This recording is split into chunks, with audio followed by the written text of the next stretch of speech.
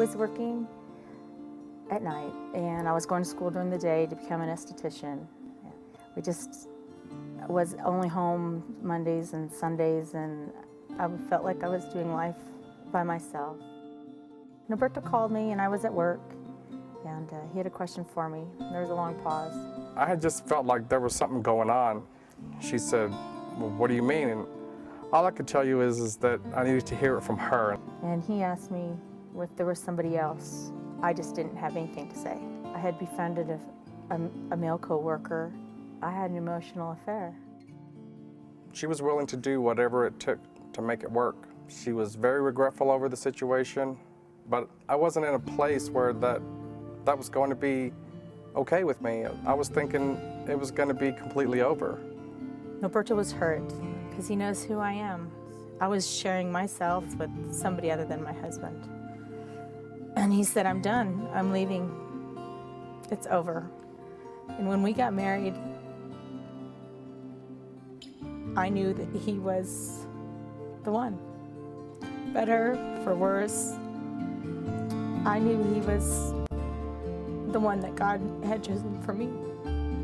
Well, we had been going to Sagebrush, and we had just sought out different avenues for counseling.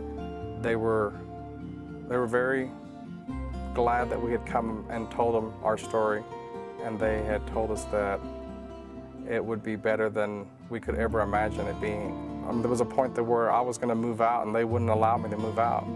They told me, "You're going to go home, you're going to do what you're supposed to do as a father," and that really helped bring us back together and more focused on what our role was as parents. I was just driving to work. I don't even believe I had the music on. I was just in prayer and just thought.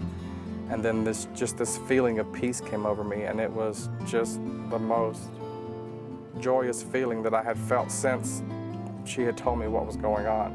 And when that moment happened, I just knew that everything was going to be better, and God was just patting me on the back and just saying, "I know that you're on the right path and you're doing the right thing."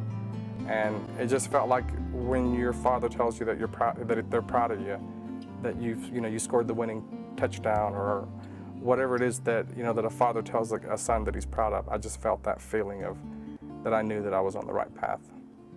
Through the counseling and learning how to communicate, we learned how to drop the walls and become vulnerable, depend on each other, make time for each other. With God in charge, I think we communicate so much better.